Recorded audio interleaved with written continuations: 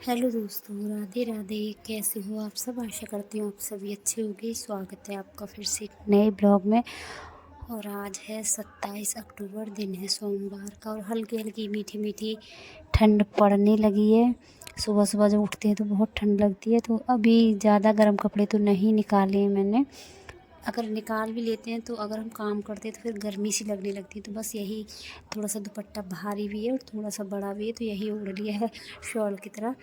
और लग गई हूँ अपने कामों में। सुबह के 4:45 बजे से दिन की शुरुआत की थी और अब तक बज चुके हैं 5:30। दरवाजे पर झाड़ू लगा कर आई हूँ, दरवाजे का पानी डाल के आई हूँ, सीढ़ियाँ सारी साफ़ करते हुए।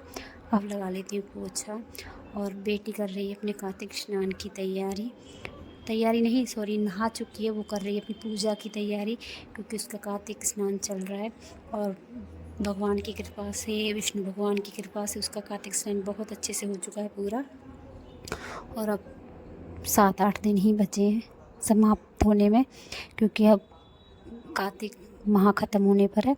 तो बहुत ही अच्छे से उसका पूरा कार्तिक स्नान हो चुका है।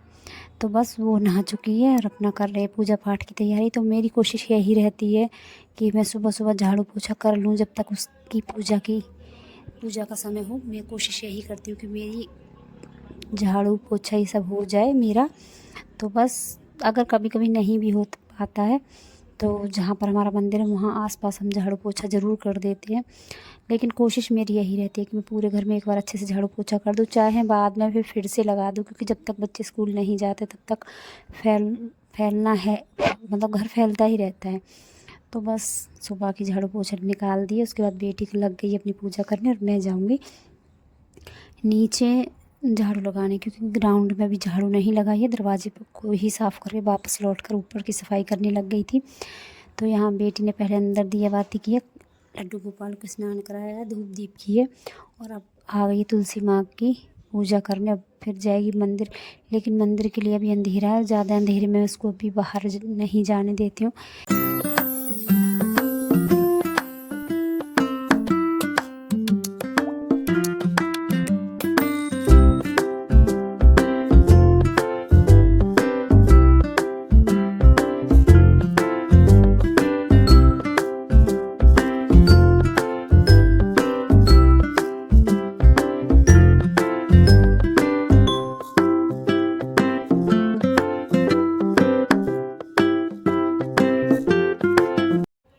और अपना घर का काम ख़त्म करने के बाद मैं भी कोशिश करती हूँ कि सुबह जितना जल्दी हो सके नहा लूँ, क्योंकि कितनी भी जल्दी हम कोशिश कर लें 6:30 और 6:15 का समय मेरे को लग ही जाता है।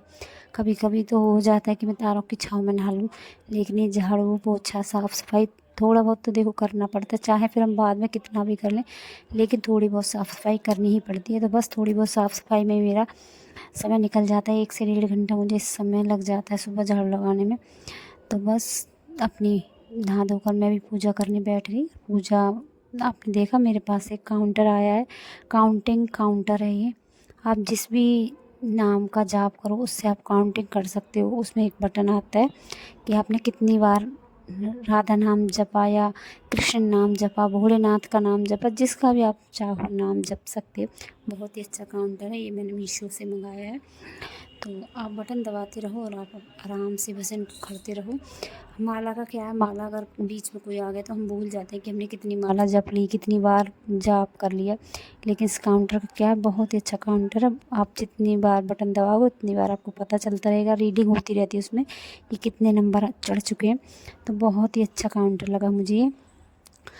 तो बस मैं भी मंदिर होकर आई, मंदिर होकर आकर सीधे बेटी के बाल बनाए, चोटी की है उसकी, और वो जा चुकी थी स्कूल। उसके बाद चाय पीकर अपने खाने की तैयारी कर ही रही थी अभी।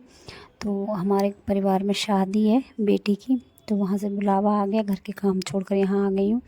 इतना समय नहीं मिल पाया कि मैं साड़ी पहन पाती, जैसे थी वैसे ही सूट में फटाफट आ गई, क्योंकि परिवार में शादी है तो ऐसा नहीं हो सकता है कि परिवार में शादी हो और मैं ना जाऊँ।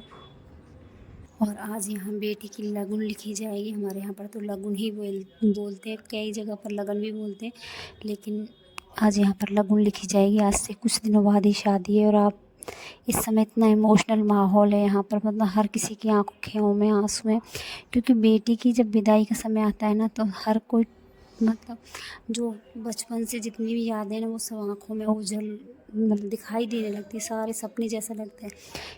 लेकिन यही सच है, यही हकीकत है कि बेटी पराया धन होती है। कितना भी पालो, कितना भी आप रखो, लेकिन आप रख नहीं सकते हो, क्योंकि बेटी को एक ना एक दिन अपने घर जाना ही पड़ता है और हमको बेटी विदा करनी ही पड़ती है। और यही रीत चली आ रही है जिसको कि आज आज तक हम निभाते आए। और बेटी की विदाई का समय आ चुका है, कुछ ही दिन बाकी हैं, बेटी अपने घर की हो जाएगी। माँ बाप को छोड़कर जब जाती है बेटी तो उसको सारे पल, बचपन की सारी यादें ताज़ा हो जाती, एक एक पल याद आता है। तो ये दुख की भी घड़ी है और खुशी की भी घड़ी है, दोनों ही घड़ी हैं। दुख इस बात का कि एक बेटी अपने माँ बाप को छोड़कर अपने घर जाएगी, खुशी इस बात की कि वो अपने घर जाएगी, अपने पति के घर जाएगी, अपने ससुराल में जाएगी, उसका एक अपना घर होगा। घर तो ये भी बेटी का ही है, लेकिन आज से बेटी को पराया कहा जाता है कि बेटी पराया धन है। तो बस आज ये बेटी पराई हो चुकी है। बहुत ही इमोशनल है यहाँ का इस समय का माहौल।